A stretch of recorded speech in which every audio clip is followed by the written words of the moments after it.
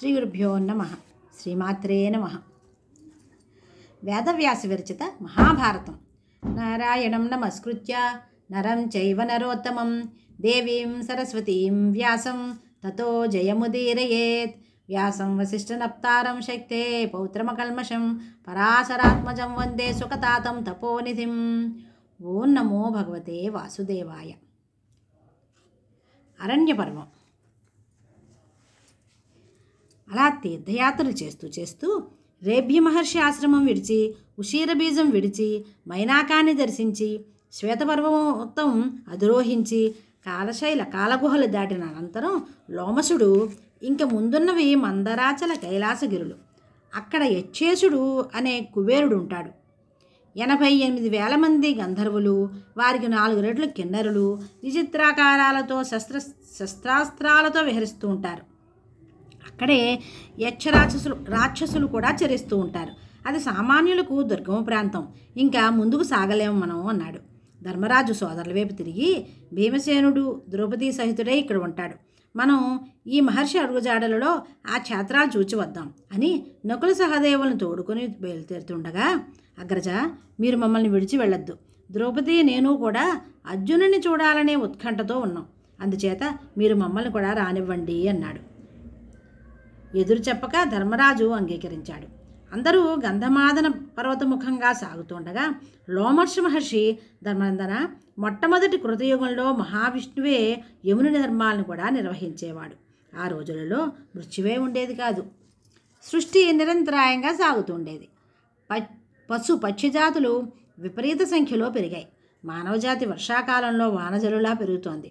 ఈ భారాన్ని ఆపలేక దారుణి పాతాళానికి గుంగిపోతోంది. సాగర సంక్షోభం ఆరంభమైంది.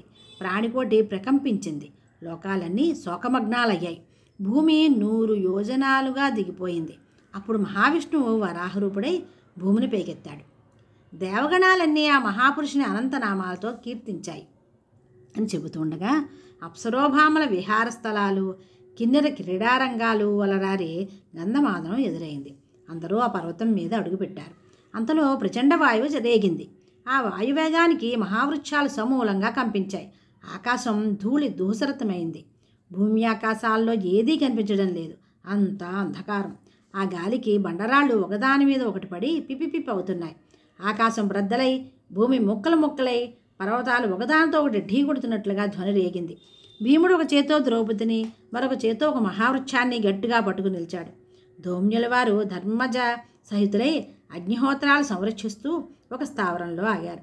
సహదేవుడు ఒకచోట, నకులుడు తమతో వచ్చే బ్రాహ్మణులతో మరొక చోట రక్షణ చూసుకున్నారు. కొద్ది క్షణాలలో ధూళి సన్నగిల్లింది. వాయువేగం తీవ్రత తగ్గింది. విద్యుత్కాంతులతో వర్షధారలు ప్రవృద్ధమయ్యాయి. అంతలో సెలయేరులు ఏరుగా మారి నురగలకెక్కే తరంగాలతో నదీ రూపంతో ప్రవహించాయి. ఇదంతా కొద్ది క్షణాలు. అంతలోనే మేఘాలు మాయమయ్యాయి. కొండ మీద బానపడ్డ జాడ లేకుండా నీరంతా కిందకి దిగిపోయింది. సూర్యకిరణాలతో పర్వతం మెరుస్తోంది. సంతోషం విరిసిన కన్నులతో పాండవులు మళ్ళీ యాత్ర సాగించారు. కంటక శిలామయ మార్గంలో నడిచి అలసిన ద్రౌపదీదేవి నడుకట్టున చేతులుంచి 4 అడుగులు వేసి కూలబడింది. అది చూసి భీమసేనుడు ఆమెను ఆశ్వాసన కలిగిస్తున్నాడు. ధర్మరాజు కంట తడిపెట్టి ముఖాన చల్లని నీరు చిలికాడు. నకుల సహదేవులు ఆమె పాదాలు ఒత్తుతున్నారు. అభ్యంతర మందిరాలలో హంసతూలికా తల్పంపై శయనించవలసిన పాంచాల రాజపుత్రి ముళ్ల పొదలు క్రమ్మిన రాళ్ల మీద శయనించవలసి వచ్చింది. ద్రుపద మహారాజు ఈ సుకుమారిని మా చేతులలో ఉంచుతూ, అమ్మాయి, నువ్వు అనంత వైభవంతో అమరసుఖాలు పొందుతావమ్మా అన్నాడు. అదంతా పొల్లైపోయింది. ఇందుకు నా ద్యోతప్రీతి కారణం అని ధర్మరాజు విలపించాడు. శైత్యోపచారాలతో ద్రౌపది తేరుకొన్నది. అప్పుడు ధర్మరాజు, భీమసేన, ముందు ఇంకా మంచు దట్టంగా పేరుకొని ఉంది. ఈ పాంచాలి ఆ క్లేశం భరించలేదు అనగా భీముడు, అగ్రజ, మీకు ఆ భయం అవసరం లేదు. ఈమెను మిమ్మల్ని అందరినీ కూడా నేనే మోయగలను. ఆ అవసరం కూడా లేదు. నా కొడుకు ఘటోత్కచుడు నా అంతటివాడు. వాడికి ఆకాశ గమనం కూడా ఉంది అని కొడుకును స్మరించగానే వాడు ప్రత్యక్షమై పాదాభివాదం చేశాడు.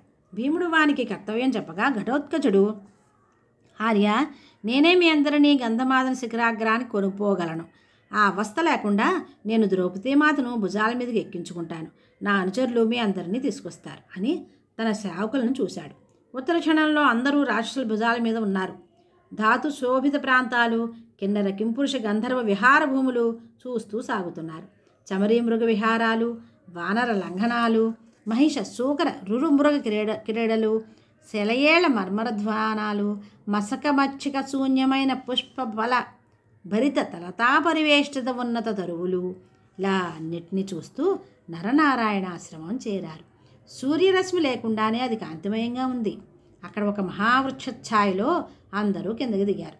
సువర్ణ శిఖరాలు గల మైనాకం అక్కడికి సమీపంలో ఉంది. అక్కడ విడిది చేసి పక్కనే ఉన్న గంగా తరంగిణిలో స్నాన సంధ్యాదులు చేసుకుంటూ పితృదేవగణాల్ని అర్చిస్తున్నారు. స్వస్తి. శ్రీకృష్ణ శరణం మమ.